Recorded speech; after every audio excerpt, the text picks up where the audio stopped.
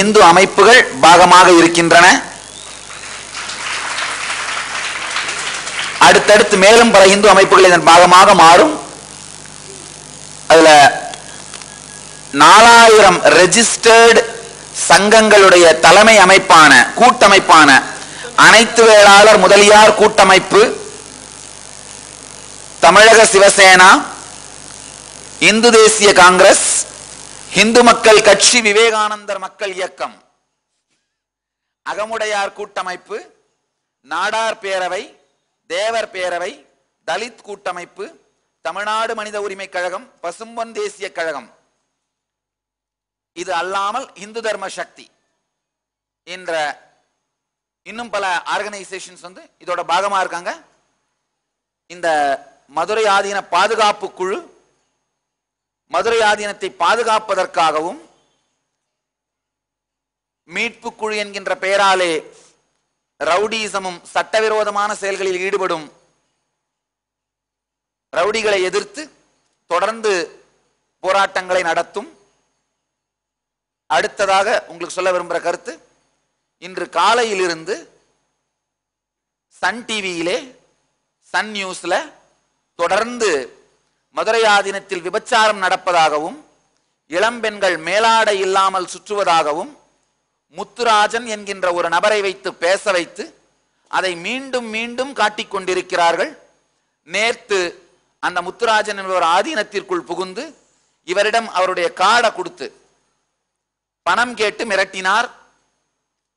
சர்வானந்தா அவர்கள், இந்து தர்ம சக்தியின் தலைவர், அவரிடம் கார்டை கொடுத்து பணம் கேட்டு, நீங்களே சொல்லுங்க என்ன நடந்ததுன்னு. முத்துராஜன் காமிங்க, அந்த கார்டை காமிங்க. சர்வானந்தா, சர்வானந்தா இந்து தர்ம சக்தி. நீங்க அப்படியே சொல்லுங்க. உபச்சாரம் செய்து அவர்களுக்கு ஞானப்பால் கொடுத்து பிரசாதம் கொடுத்து அவங்கள அமர வச்சோம். அமர வச்ச பிறகு அப்புறங்க ஐயா நீங்கள் சொல்லுங்கள், நாங்கள் இது பண்ணுறதுக்காக நம்ம சன்னிதானங்கள் ஏதாவது நமக்கு ஏற்பாடு பண்ணுவாங்களா அப்படின்னு கேட்டாங்க. என்னங்க ஏற்பாடு? வந்தீங்கன்னா பிரசாதம் தருவாங்க, விபூதி ஆசீர்வாதம் தருவாங்க. நம்மளுடைய இந்த மதுரை ஆதீனம் மிக சிறப்பாக வளருவதற்கு உரிய எல்லா நடவடிக்கைகளையும் அவங்க எடுப்பதற்காக நீங்கள் சப்போர்ட் பண்ணுறீங்க, இதில் என்ன இருக்குது அப்படின்னோம். இல்லை, இது நாங்கள் இப்போ மற்ற அமைப்புகளோட இந்த உள்ள நாங்கள் பேசி கேட்டாங்களா, எக்ஸாக்டாக 4 லட்சம் அப்படிதான் எனக்கு சொன்னாங்க. நீங்கள் ஒரு நல்ல பெரிய தொகையை கொடுத்தீங்கன்னா அந்த ஆதீன மீட்பு குழுவோடலாம் நாங்கள் பேசி அவங்ககிட்ட இருந்து அவங்க சிலரெல்லாம் பிரித்து உங்களுக்கு சப்போர்ட்டாக அறிக்கை கொடுக்க சொல்கிறோம். அதற்கு செய்ய முடியும். ஆதீன மீட்பு குழு உங்கள்கிட்ட பணம் கேட்குறாங்களா அப்படின்னு நான் சொன்ன எவிடன்ஸ் இல்லாதனால சொல்ல முடியாதுன்னு சொன்னேன். இப்போ எவிடன்ஸ் இருக்கு.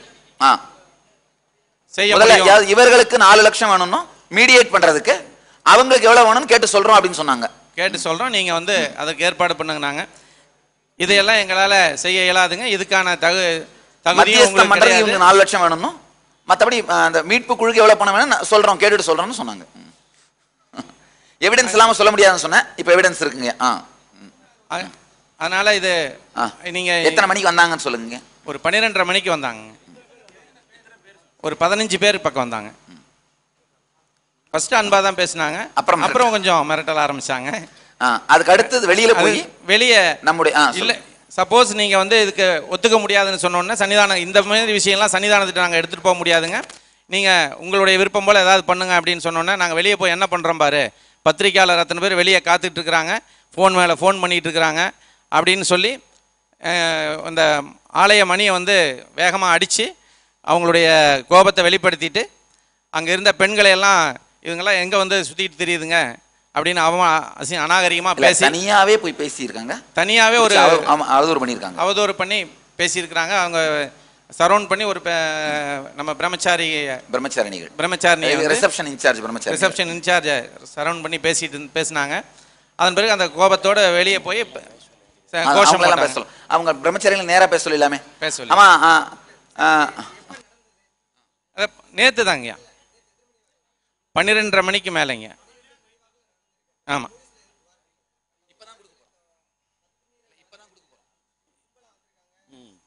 இல்லை இல்லை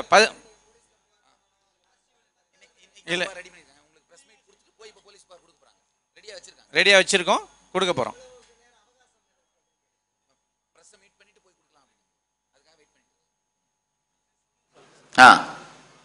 அதன் பிறகு வெளியே போய் நித்யானந்தா ஒழிக, மதுரை ஆதீனத்தை நாங்கள் மீட்பெடுப்போம், அது மாதிரி பல கோஷங்களை, அநாகரிகமான கோஷங்களை போட்டு இதை வந்து நாங்கள் கவர்மெண்ட்டுக்கு எடுத்துகிட்டு போகிறோம், கலெக்டர்கிட்ட மனு கொடுக்க போகிறோம் அப்படின்னு சொல்லிட்டு அவங்க கிளம்பிட்டாங்க. அதாவதுங்கய்யா, எந்த விதமான முகாந்திரமும் இல்லாமல் இங்கு படித்த பல நாடுகளிலிருந்தும் வந்து, ஐயா நீங்க இப்ப பாக்குறீங்க இந்த ஹாலு, இது முழுக்கவும் செவத்தை கிளீன் பண்ணி சுண்ணாம்படிச்சு பெயிண்ட் பண்ணது இவங்களே பண்ணாங்க. இந்த வாலண்டியர்ஸே பண்ணாங்க. இந்த செவத்தை, இந்த தூண்ல இருந்து எல்லாத்தையும் பெயிண்ட் அடிச்சு கிளீன் பண்ணதை இவங்களே பண்ணாங்க. இன்னமும் மீதியெல்லாம் தொடர்ந்து கிளீன் பண்ணிட்டு இருக்காங்க. இந்த வாலண்டியர் வேலை செய்வதற்காக, தன்னார்வ தொண்டு செய்வதற்காகவும் நேத்து மட்டும் 2500 பேர் சாப்பிட்டு இருக்காங்க, அன்னதானம் பெற்றிருக்கிறார்கள். தினந்தோறும் ஆயிரக்கணக்கானவர்களுக்கு அன்னதானம் செய்து சேவை செய்வதற்காகவும் வந்திருக்கின்ற தொண்டர்களை, ஆன்மீக தொண்டர்களை மிக மோசமான விதத்திலே விபச்சாரிகள் என்றும் உடைகள் இல்லாமல் அலைகிறார்கள். இப்படியே சொல்லியிருக்காரு. காலையில் நான் டிவியில கேட்டேன், மேலாடை இல்லாமல் சுற்றுகிறார்கள், எந்த விதமான உடையும் இல்லாமல் இளம்பெண்கள் சுற்றுகிறார்கள்னு மிக மிக அவதூறாகவும் ஏசி இருக்கிறார்கள். அதை தொடர்ந்து சன் டிவி மீண்டும் மீண்டும் ஒளிபரப்பிக் கொண்டிருக்கிறார்கள். இதனால போலீஸ்ல புகார் மட்டுமல்ல, உடனடியாக தக்க நடவடிக்கைகள் எடுத்தே தீர்வோம், அதற்கான செயல்களில் இறங்குறோம். அதாவது இந்த அநாகரிகத்தினுடைய எல்லைக்கே செல்லுகிறார்கள். இப்போ ஒரு முக்கியமான விஷயம், அநாகரிகத்தோட எல்லைக்கே போகும்போது இவர்களுடைய போராட்டம் தோற்பது மட்டுமல்ல, இவர்கள் அழிவதும் உறுதி. நீங்க என்கிட்ட சொல்லிட்டு இருந்தீங்க, நேத்தேரோ ஒருத்தர் நிருபர் என்கிட்ட கேட்டீங்க, நெல்லைக்கண்ணன் பெரிய அரசியல்வாதின்னு சொன்னீங்க. யார் சொன்னதுங்கய்யா? நேத்து ஒரு நிருபர் என்கிட்ட கேட்டுட்டு இருந்தீங்க. அப்பா அவர் பேட்டி கொடுத்திருக்காரு பாத்தீங்களா? நித்யானந்தன் ஒருமையில பேசினாரு. அவர் எப்ப பண்பாடு இல்லாமல் ஒருமையில பேச ஆரம்பிச்சாரோ அப்பவே அவருடைய கருத்துக்களை மக்கள் கேட்க மாட்டார்கள். இன்னமும் நான் அவரை முறையாக அவர் இவர் என்றுதான் பேசுகின்றேன். அவரை ஒருமையில பேசுறதுக்கு எவ்வளவு நேரம் ஆகும்? நித்யானந்தன் அப்படின்னு ஒருமையில பேசுறாரு. ஒருமையில பேச ஆரம்பிச்சுடன் மக்களுக்கு தெரியுங்கயா, பண்பாடு இல்லாத மனிதர், இவர் சொல்றது எந்த விதமான அடிப்படையும் இருக்காது அப்படின்றது கிளீனா தெரிஞ்சு போயிடும். அவர் பெரிய அரசியல்வாதின்னு யார் சொன்னதுங்க? நேற்று ஒரு நிருபர் தான் கேட்டார், பெரிய அரசியல்வாதின்னு சொன்னாரு. ஆனா பக்குவமோ முதிர்ச்சியோ இல்லை பாருங்க. வயதுக்குரிய எந்த பக்குவமும் எந்த முதிர்ச்சியும் இல்லாமல் ஒருமையிலே அழைக்கிறார். உலகம் முழுக்க இந்து மதத்தை பரப்பி இருக்கிற கோடிக்கணக்கான மக்களுடைய குருவாகவும் கடவுளாகவும் இருக்கிற ஒரு ஆன்மீக குருவை பொது தொலைக்காட்சியில ஒருமையில பேசுறாருன்னா அவருக்கு எவ்வளவு பண்பாடு இருக்கும்? இவருடைய கருத்தை மக்கள் ஏற்றுக்கொள்வது சாத்தியமே இல்லை. இவருடைய போராட்டம் காமெடி தான், வேற ஒண்ணுமே இல்லை. பாருங்க, ஆக்சுவலா 2000 பேர் கேதராவர ஆர்ப்பாட்டம்னு சொன்னாங்க. மொத்தமே 150 பேர் தான் வந்திருக்காங்க. அதுல பாதி பேர் சாப்பிட்டு போயிட்டாங்க, 50 பேர் தான் கைதாயிருக்காங்க. அதனால நான் சோலைக்கண்ணனுக்கும் அர்ஜுன் சம்பத்துக்கும், நெல்லைக்கண்ணன், சோலைக்கண்ணன், அர்ஜுன் சம்பத், இவங்களுக்கு எல்லாம் சொல்ல விரும்புறது தான், கலாநிதி மாறம் மாதிரி வில்லன், நக்கீரங்கோபால் மாதிரி ஒரு குண்டர் ரவுடி, இவங்களையே நான் ஃபேஸ் பண்ணிட்டேன். அர்ஜுன் சம்பத்து, நெல்லைக்கண்ணன், சோலைக்கண்ணன்லாம் எனக்கு காமெடி பீஸ்.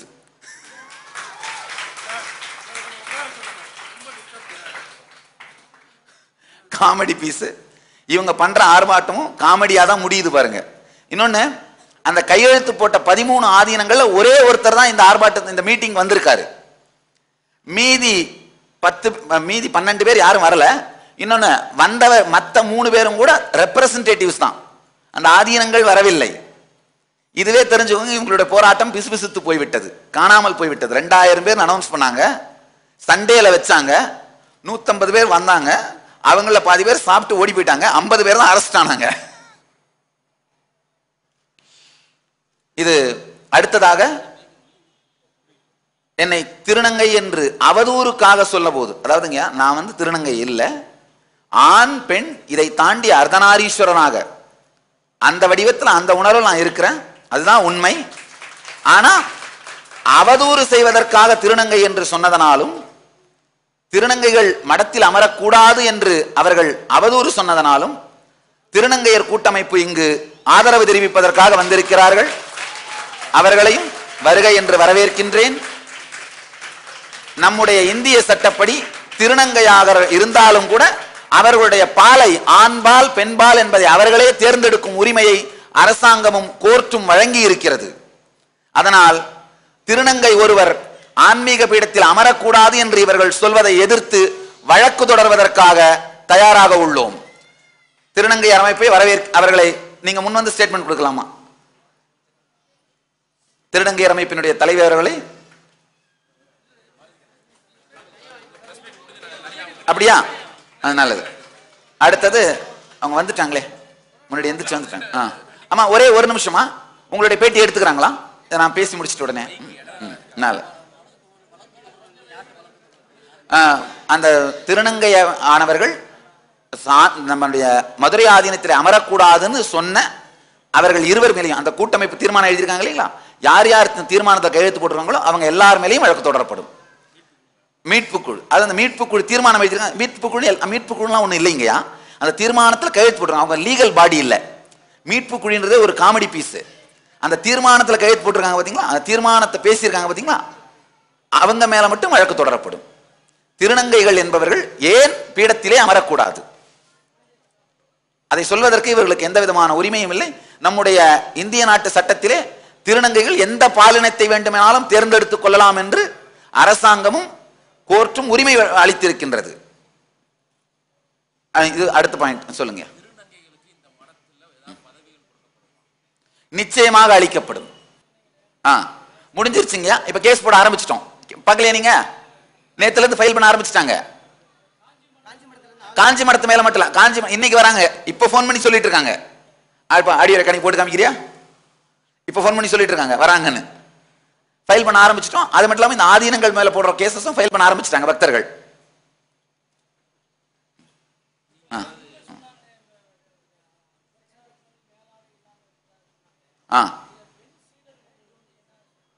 அதுக்காக தான் வெயிட் பண்றாங்க. அவங்களுடைய ஸ்டேட்மெண்ட் வாங்கிக்கிறீங்களா? முன்னாடி வர சொல்லலாம் அவங்கள. ஐயா நான் என்ன சொல்றேன், அவங்களும் பேசி நானும் பேசி கோஆர்டினேட் பண்ணாதான் நல்லா இருக்கும். அவங்கள வர சொல்லிடலாம். முன்னாடி கொஞ்சம் பின்னாடி வந்துட்டீங்கன்னா இந்த வழியா வர சொல்லிடலாம். ஆமா, பிரம்மச்சாரிணிகள் முதல்ல அவங்க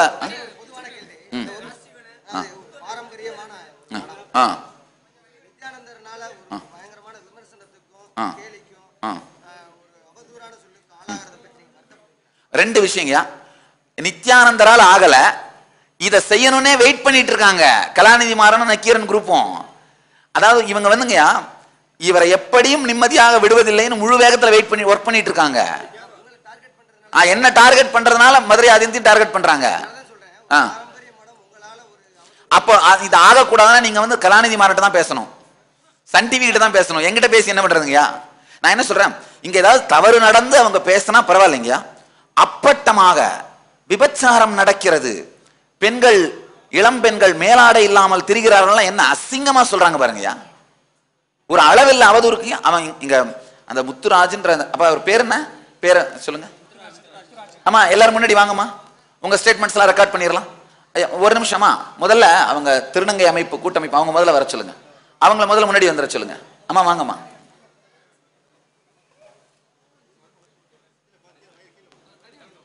வாங்கம்மா, நல்லதும் சன்னிதானம் வாங்கிக்கிட்டு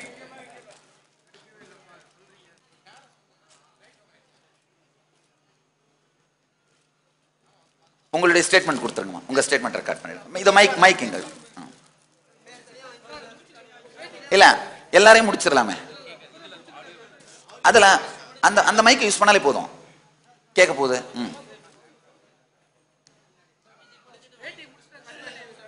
நான் என்ன சொல்றேன், பாயிண்ட் பை பாயிண்டா எல்லாரையும் பேச வச்சுட்டேன்னா முடிஞ்சிடும். இல்லைன்னா நான் முடிச்சுட்டேன்னு வச்சுக்கோங்க, கோஆர்டினேட் பண்ணி முடிக்க முடியாது. அதனாலதான். அப்படியா? சரி. அதனால நான் சொல்ல விரும்புகிற கருத்துக்கள் இதாங்கய்யா. இந்த 3 கருத்துக்கள். மதுரை ஆதீன பாதுகாப்பு குழு அமைக்கப்பட்டுள்ளது. 40ற்கும் மேற்பட்ட இந்து அமைப்புகள் அதன் பாகமாக மாறியிருக்கிறார்கள். மதுரை ஆதீன மீட்பு குழு என்கின்ற பெயராலே சில ரவுடிகள் செய்கின்ற ஆர்ப்பாட்டம் போராட்டங்களுக்கு எதிராக இவர்கள் தங்களுடைய கருத்துக்களை சட்டமுறைப்படி வெளிப்படுத்துவார்கள்.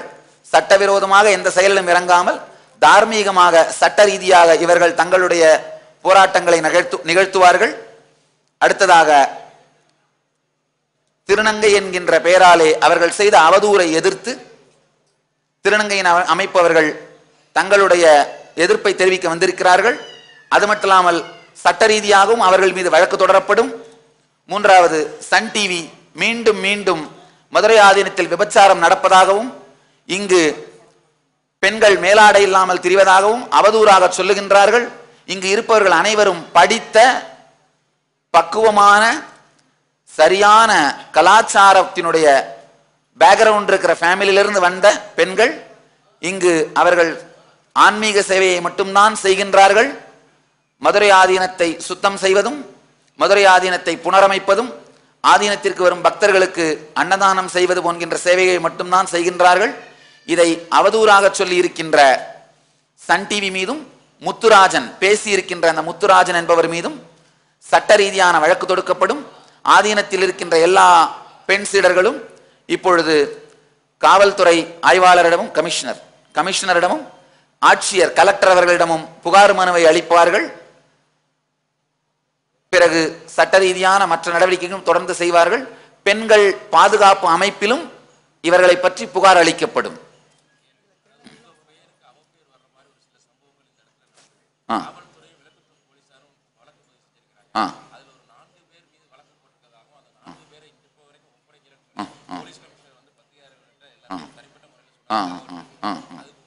இல்ல அந்த மாதிரி எதுவும் நடந்த மாதிரி எனக்கு தெரியலைங்கய்யா. எனக்கு தெரிந்து 4 பேர் மேல எஃப்ஐஆர் போடல. எனக்கு அந்த மாதிரி எந்த விதமான செய்தியும் வரவில்லை. அதான் நான் முதலியே சொல்லியிருந்தேன், செருப்பு வீசியது என்னுடைய பக்தர்கள் இல்லை. அங்கிருந்து, ஏன்னா செருப்பே உள்ள எடுத்துட்டு வர முடியாதுங்கய்யா, அங்கிருந்து வந்தவர்கள் யாரோ தான் வீசி இருக்கிறார்கள். அதை போலீஸ் துறை சட்ட ரீதியாக அணுகி கொண்டிருக்கின்றது. அவ்வளவுதாங்க.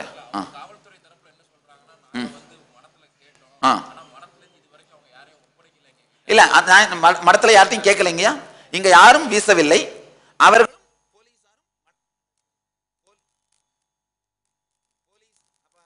இங்க இந்த பக்கம் வந்து போலீசாரும் யாரையும் எங்களிடம் கேட்கவில்லை. இதுதான் நடந்திருக்குங்க.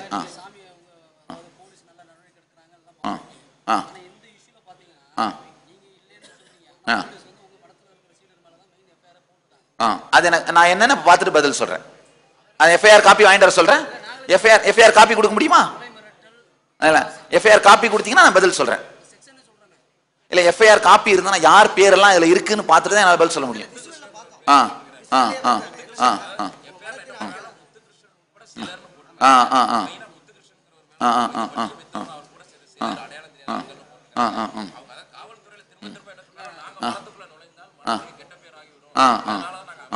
இல்ல நான் என்ன சொல்றேன், காவல்துறை பண்ண உடனே பேசுறேன். அவங்க யாரை சந்தேகப்பட்டாலும் வந்து விசாரிக்க நாங்கள் முழு ஒத்துழைப்பு தருகிறோம். இல்ல நான் இல்ல இப்ப நான் சொல்றேன், காவல்துறைக்கு முழு ஒத்துழைப்பு வழங்குகிறோம். இல்ல பதுக்கி வச்சலாம் இல்ல, காவல்துறைக்கு முழு ஒத்துழைப்பு வழங்குகிறோம். அதாவது இன்னொன்னு, இந்த அவதூறு சன் டிவி செய்கின்ற அவதூறை எதிர்த்து தொடரப்போகின்ற வழக்கு மற்றும் ஆர்ப்பாட்டத்தில் திருநங்கையினர் அமைப்பும் கலந்து கொள்வார்கள். இதான் நான் சொல்ல வேண்டியதுங்க. இல்ல அது இதுக்கப்புறம் முடிவு பண்ணுவோம்.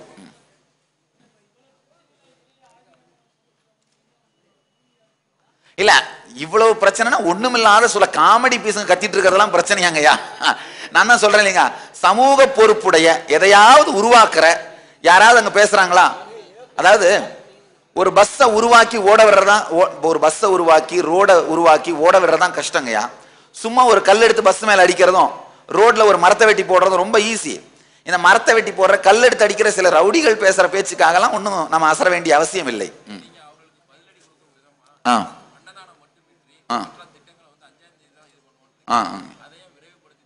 இல்ல அன்னதானம் உடனே ஆரம்பிச்சிட முடியுங்க. ஒரு ஹாஸ்பிட்டல்னா நம்ம பில்டிங் கட்டி ஆகணும். அதனால அந்த அந்த கட்டுமான மற்ற இன்ஃப்ராஸ்ட்ரக்சர் தேவைப்படுகின்ற செயல்களுக்கு தான் டைம் எடுத்துட்டு இருக்கிறோம். மற்றபடி மற்ற திட்டங்களை நாங்கள் தொடர்ந்து நடத்திக்கிட்டே இருக்கிறோம். ஸ்கூல் பண்றதுக்கு 100 ஸ்கூல் பண்றதுக்கான ஃபுல் சர்வே எடுத்து முடிச்சிட்டாரு. திருப்பனந்தாள், தருமபுரம், திருவாவடுதுறை 3 ஊரிலும் மிகப்பெரிய பள்ளிகள் தொடங்கப்படும். குன்றக்குடி, துலாக்குறிச்சி போன்ற இடங்களிலே இடத்தை தேடிக்கொண்டிருக்கிறோம்.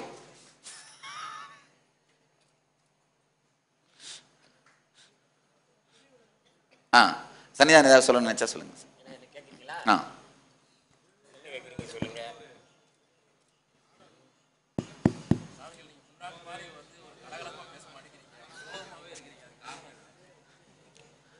எப்போதும் போல கலகலப்பாகத்தான் இருக்கிறோம். ஒரு சிந்தனையாளராக இருக்கிற காரணத்தினால் முகத்தில் பாடல் தோற்றம் இருக்கத்தான் செய்யும். சார் எந்த சிந்தனைன்னு சொல்லிடுங்க சார், இல்லைன்னா அவங்க என்ன பட்டம் கட்டினதுனால தான் அவங்க எழுதிட போறாங்க. இந்த சிந்தனை என்பது ஆதீனத்தினுடைய நிர்வாக சிந்தனை. ஆதீனத்துக்கு சொந்தமான தஞ்சை மாவட்டத்தில் இருக்கிற 4 ஆலயங்களுடைய திருப்பணி, குடமுழுக்கு விழாக்கள், இதை பற்றியெல்லாம் சிந்தனை செய்து கொண்டிருக்கிறோம். அதே வேளையிலே இந்த மக்கள் நம்முடைய நித்யானந்தா அவர்களை பட்டம் சூட்டியது குறித்து தேவையில்லாத பிரச்சனைகளை எல்லாம் ஏற்படுத்தி கொண்டிருக்கிறார்கள். அது எந்த வாரப்பத்திரிகையாக இருந்தாலும், எந்த தொலைக்காட்சியாக இருந்தாலும், நாங்கள் அவர்களுக்கெல்லாம் சொல்லுவது, அவரவர்கள் வேலையை அவரவர்கள் பாருங்கள், அவர்கள் குடும்பத்தை கவனியுங்கள், அவருடைய தொழிலை கவனியுங்கள், நாங்கள் எங்களுடைய பணிகளை நாங்கள் கவனித்து கொண்டிருக்கின்றோம். இந்த நாடு அமைதியாக இருக்க வேண்டும். இந்த நாட்டிலே இருக்கிற மக்கள் மகிழ்வாக நிம்மதியாக வாழ வேண்டும். தேவையில்லாத பிரச்சனைகளை தயவு செய்து ஏற்படுத்த வேண்டாம் என்று அனைத்து தரப்பினரையும் நாங்கள் கேட்டுக்கொள்கிறோம். இதனால் இவர்கள் ஏற்படுத்துகின்ற இந்த குழப்பங்களின் மூலமாக பத்திரிகையாளர்களுக்கும் உண்மையிலேயே சிரமமாக இருக்கிறது, காவல்துறைக்கும் சிரமமாக இருக்கிறது, எங்களுக்கும் சிரமமாக இருக்கிறது, பொதுமக்களுக்கும் சிரமமாக இருக்கிறது. இதனால் இயல்பு வாழ்க்கை கூட பாதிக்கக்கூடிய அளவிற்கு இன்றைய தினம் என்ன பத்திரிகைகளை செய்தி வருகிறது, இன்றைய தினம் தொலைக்காட்சியிலே மதுரை ஆதீனத்தை பற்றி என்ன செய்தி வருகிறது என்றெல்லாம் ஆர்வத்தோடு பார்க்கக்கூடிய அளவுக்கு இன்றைய தினம் தமிழகத்திலே நாம் ஒரு டெலி சீரியல் மாதிரி ஆயிட்டோம் சன்னிதானம், பரபரப்பு சீரியல். ஆமாம், அதனால் இது தேவையில்லாத விஷயம் என்று நாங்கள் அவர்களுக்கு சொல்லிக் கொள்கிறோம். அவரவருடைய பணிகளை தொடர்ந்து கவனிக்குமாறு வேண்டுகிறோம்.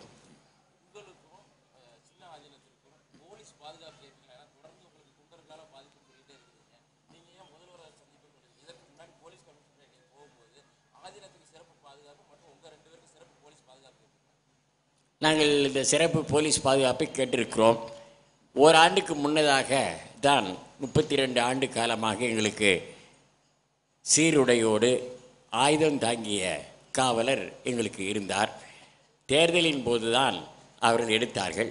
மீண்டும் அவர்கள் கேட்டிருக்கிறோம். எங்களுக்கும் நம்முடைய நித்யானந்தா அவர்களுக்குமே கேட்டிருக்கிறோம், பாதுகாப்பு வேண்டும் என்று. நம்முடைய புரட்சித் தலைவர் அவர்கள் எங்களுக்கு தருவார் என்ற நம்பிக்கை இருக்கிறது. யார் யார் நியாயத்துக்கு உண்மைக்கு கரம் கொடுக்கக்கூடிய, உதவி செய்யக்கூடிய, ஆதரவு கொடுக்கக்கூடிய அரசு தான் புரட்சித் தலைவருடைய அரசு.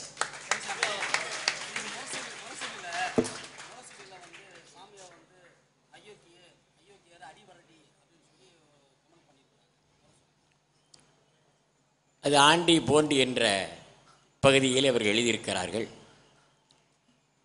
கலைஞர் அவர்கள் முதிர்ந்த அரசியல்வாதி, மூதறிஞர், அவர் எழுதியிருக்கலாம்.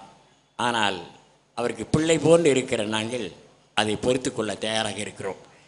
அவர் தகப்பனாரை போல, நான் பிள்ளையை போல. சொல்லு, தகப்பன் பிள்ளையை திட்டிவிட்டால் தன்னுடைய தகப்பனை போய் அந்த பிள்ளை கோபித்து கொள்ளாது. கோபித்து கொண்ட தகப்பனாரை சிறிது நேரம் கழித்து அப்பா அப்பா என்று தான் அழைக்கும். அதுபோல் அவர் அப்படி கூறியிருப்பதனால் எங்களுக்கு எந்த விதமான மன வருத்தமோ அவர் மீது கோபமோ இல்லை. நாங்கள் திமுகவிலே இருந்தோம், திமுகவை ஆதரித்தோம் என்பதிலே கொஞ்சம் கூட மாற்றமில்லை. ஆனால் நீங்கள் கேட்பதனால் சொல்லுகிறோம். அண்ணா அறிவாலயம் 1987ஆம் ஆண்டு செப்டம்பர் 16ஆம் தேதி எங்களுடைய முன்னிலையில் தான் திறந்து வைக்கப்பெற்றது. அதில் நாங்கள் பங்கு கொண்டோம். இரவு பகலாக தமிழகம் முழுவதும் தமிழ் இனத்துக்காக, தமிழ் மொழிக்காக நாங்கள் பாடுபட்டிருக்கிறோம் என்பதை திமுக தலைவர்கள் அறிவார்கள். ஆனால் அவர்கள் ஆட்சிக்கு வந்த பிறகு எங்களை கொஞ்சம் கூட மரியாதை செய்யவில்லை. எங்களை அழைத்து உங்கள் அரசு உங்களுக்கு என்ன செய்ய வேண்டும் என்று கேட்கவில்லை. அதனால் என்ன செய்தோம் தெரியுமா? உடனடியாக நம்முடைய புரட்சி தலைவியை சார்ந்த மக்கள் எங்களோடு அணுகினார்கள். சன்னிதான கூட்டத்திற்கு வர வேண்டும் என்று கேட்டார்கள். அந்த கூட்டத்துக்கெல்லாம் சென்றோமே தவிர வேறு அவர்களை பற்றி நாங்கள் எதுவும் நினைக்கவில்லை.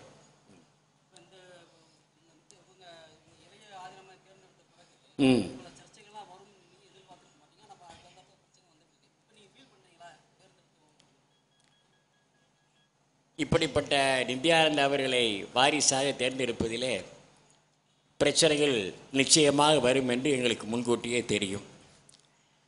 அதனால் இப்போது இவ்வளவு பிரச்சனைகள் எல்லாம் வந்திருக்கிறது என்று நாங்கள் சிறிதும் கவலைப்படவில்லை. அதை பற்றி வருந்தவும் இல்லை.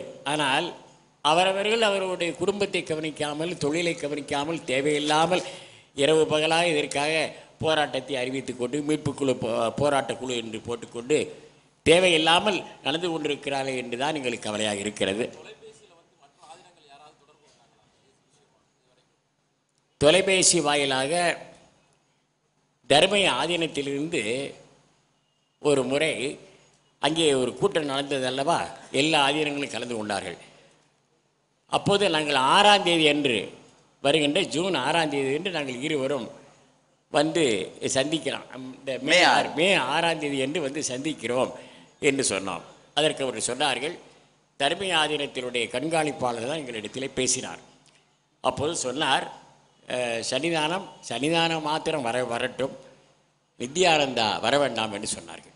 நாங்கள் சொன்னோம், நித்யானந்தா கூட வந்தால்தான் நாங்கள் வருவோமே இல்லாமல் நாங்கள் தனியாக வர முடியாது என்று சொன்னோம். ஏனென்றால் அவர்கள் எங்களை வைத்துக்கொண்டு நீங்கள் ஏன் தேர்ந்தெடுத்தீர்கள், ஏன் பட்டம் கட்டினீர்கள் என்று எங்களுக்கு சைக்காலஜிக்கல் டார்ச்சர் கொடுப்பதாக அவர்கள் முடிவு. அதற்கு நாங்கள் இடம் கொடுக்க முடியாது என்று கருதி நாங்கள் செல்லவில்லை. இதுதான் நடந்தது. வேறு யாரும் எங்களிடத்தில் தொடர்பு கொள்ளவில்லை. முதலமைச்சருக்கு இருக்கிற பணிகளிலே கடுமையான பணிகள் சாதாரணமாக சொல்லுகிறோம், கட்டாயம் கொடுப்பார்கள். அவருக்கு இருக்கிற பணிகளிலே நெருக்கடியாக இருக்கிறது. அவர் தேதி கண்டிப்பாக கொடுப்பார். அப்போது நாங்கள் இருவரும் சென்று சந்திப்போம்.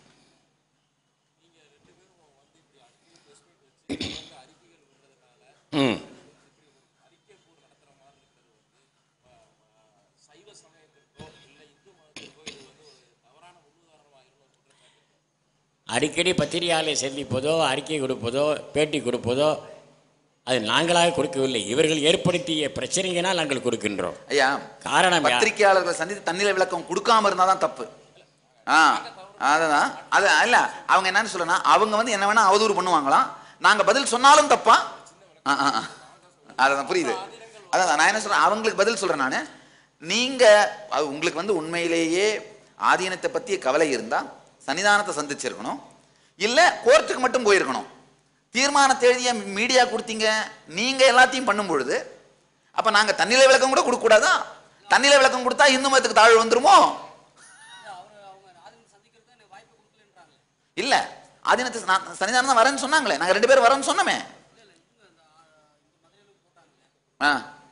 இதிலே கூடவில்லை. இந்த மதுரையிலே போட்ட கூட்டத்திலே எங்களை அழைக்கவில்லை.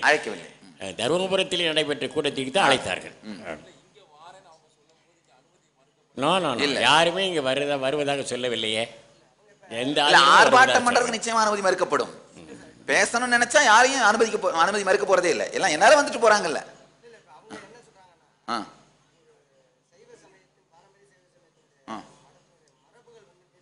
எந்த மரமே மீறப்படலைங்க.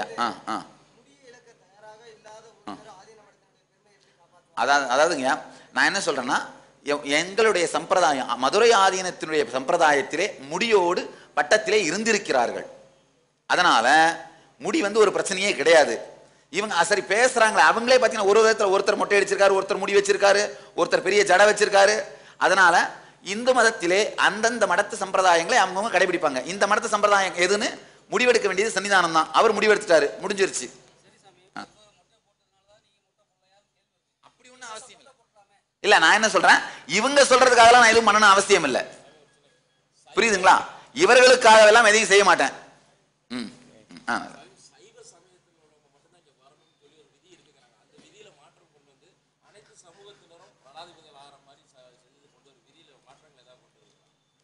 அதாவது சைவ வேளாளர் மரபினை சார்ந்தவர் தான் இந்த பதவிக்கு வர வேண்டும் என்று சம்பிரதாயம் மரபுகள் இருக்கின்றன. அந்த மரபுகள் மாற்றப்படாமல் அவர் நித்யானந்தா அவர்கள் சைவ வேளாளர் இனத்தை சார்ந்தவர், தொண்டை மண்டல முதலியார் இனத்தை சார்ந்தவர். அவரை நாங்கள் நியமித்திருக்கிறோம். இதில் மாறுபாடு வேறுபாடு எதுவுமே இல்லை. அதிகாரப்பூர்வமான தொண்டை மண்டல முதலியார் இனத்தை சார்ந்தவர். அப்ப அந்த சர்டிஃபிகேட் எடுத்துட்டு வர முடியுமா? ஜாதி சர்டிஃபிகேட் எடுத்துட்டு சாதியை சார்ந்தவர் இருப்பது சரியா என்று சொன்னால் ஆதீனங்களிலே ஒரு மரபு இருக்கிறது. இந்த எங்க இருக்கு சொல்லப்போனால் மதுரை ஆதீனம், இருக்கு தருமபுரம் ஆதீனம், திருவாவடுதுறை ஆதீனம், குன்றக்குடி ஆதீனம், இந்த 4 ஆதீனங்கள். சில ஆதீனங்கள் இருக்கின்றன. மொத்தம் 14 ஆதீனங்கள், 18 ஆதீனங்கள் இருக்கின்றன.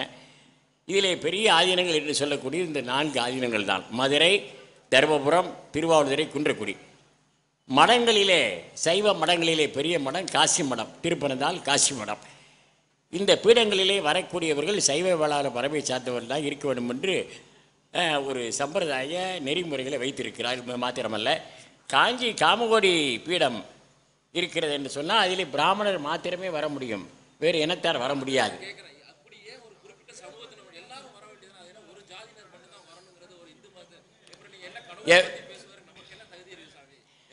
அதாவது சில மரபுகளை முன்னோர்கள் உருவாக்கி இருக்கிறார்கள், அதை நான் கடைபிடிக்க வேண்டி இருக்கிறது அல்லவா. ஜாதி சான்றிதழ் எங்க இருக்குங்க? சன்னிதானமே காட்டுவார்கள். ஜாதி சான்றிதழ்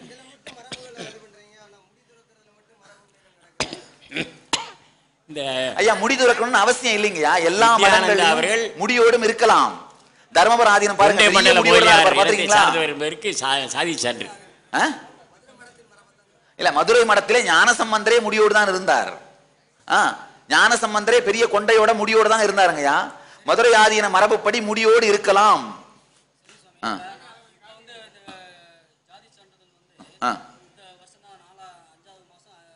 ஆமாங்க ஆமாங்க. இல்ல இல்ல, தாசில்தார்ட்ட வாங்கியிருக்காங்க. நீங்க ஃபோர்ஜரினா கேஸ் போடுங்க. உங்களுக்கு தான் கேஸ் போடவா தெரியாது? ஃபோர்ஜரினா கேஸ் போடுங்க ஐயா.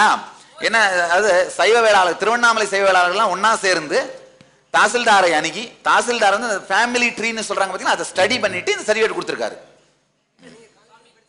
அதெல்லாம் காணாம போயிருச்சுங்க. நான் அந்த சர்டிஃபிகேட்லாம் வச்சு வேலை வாங்கல. சர்டிஃபிகேட்லாம் என்கிட்ட இல்ல. சன்னிதானம் காமிக்கிட்டோம். சரியா? இது வந்து ரொம்ப ட்ரிக்கியான கொஸ்டின். தொடரப்படும் போது பாத்துக்கிறோம்னு சொல்லிடுங்க. சரியா? என்ன தெளிவாக கேளுங்க, சொல்லுங்க.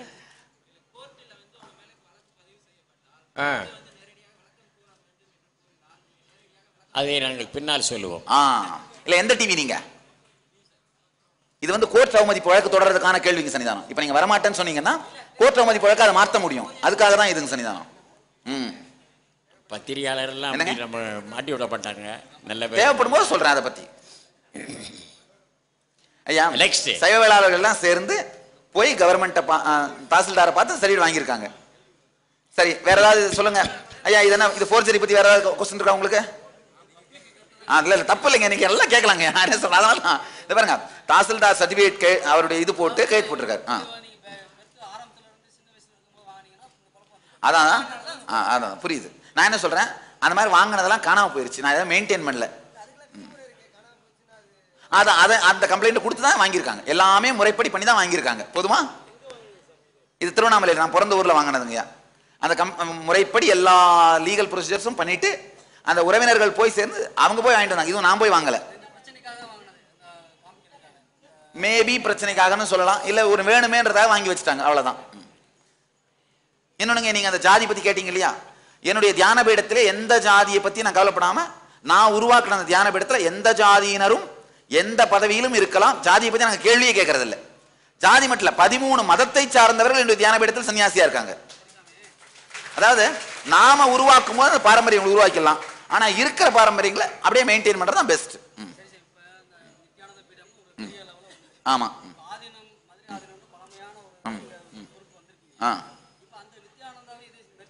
இல்ல மெர்ஜ் அது நீங்க சொல்ற, நான் என்ன சொல்றேன், நீங்க சஜஷனா சொல்றீங்களா, ஐடியாவா? இல்ல அந்த மாதிரி நடத்த போறது இல்லை. நித்யானந்த தியான பீடத்தினுடைய கொள்கைகள் படி அது நடந்து கொண்டே இருக்கும். அது இது வந்து பொலிட்டிக்கலா தான் இருக்கக்கூடாது, ஆன்மீகத்தில் அந்த மாதிரி கிடையாது. இன்னொன்னு, நித்யானந்த தியான பீடத்தில் எனக்கு எந்த பதவியுமே இல்லை. அதுல குரு முதல்வர் என்கின்ற பதவி மட்டும் தான் எனக்கு இருக்கே தவிர மற்றபடி எல்லா பொறுப்புகளும் பிரம்மச்சாரிகளும் சன்னியாசிகளும் கவனிக்கிறார்கள். வேற ஏதாவது? நல்லது. இப்ப உங்களுடைய பேட்டிங்க. ஆமா, நீங்க உங்களுடைய பேட்டி கொடுத்துடலாம். மைக். நல்லது. இப்படியே இப்படியே பேசிடலாம்.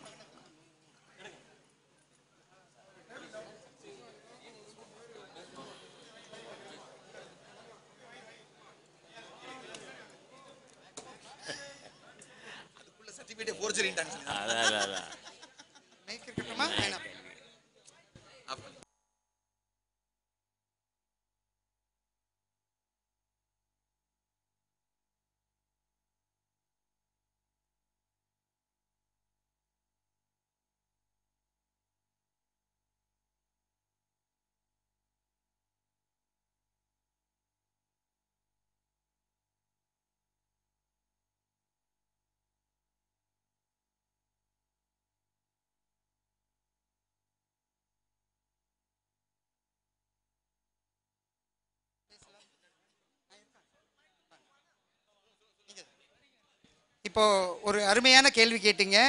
ஏன் ஒரு குறிப்பிட்ட மதத்தை மட்டுமே நீங்கள் என்ன, அதுக்கு நான் வன்மையாக எதிர்க்கிறேன்.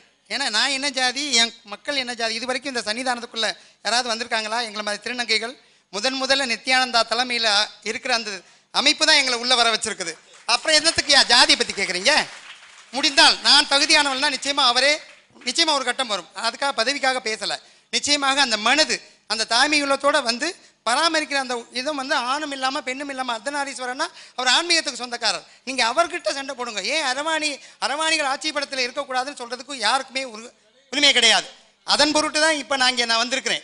நான் வந்து பாரதி கண்ணம்மா அறக்கட்டளைங்கிற அமைப்பு திருநங்கைகளுக்காகவும் ஆதரவற்ற பெண்களுக்காகவும் இருக்கிறோம். ஆனால் எல்லாரும் இவங்க நித்யானந்த சுவாமிகளுக்கு ஆதரவு கொடுப்பாங்களா கொடுக்க மாட்டாங்களாங்கிறது அது அவரவங்க விருப்பத்தை பொறுத்தது. என்னோட பேர் பாரதி கண்ணம்மா பாரதி கண்ணம்மா அறக்கட்டளை. ஆனால் என்னுடைய அமைப்பில் கிட்டத்தட்ட 10,000 பொதுமக்கள் இருக்கிறாங்க. அதுதான் பெரிய விஷயம். We wants to mingle with the society. எல்லாருமே திருநங்கைகள் ஒதுக்கும் போது அந்த பொதுமக்களோட நான் ஐக்கியமாக இருக்கிறேன். திருநங்கைகளுக்குன்னு சேவை செய்யறதுக்கு வேற அமைப்பு இருக்குது.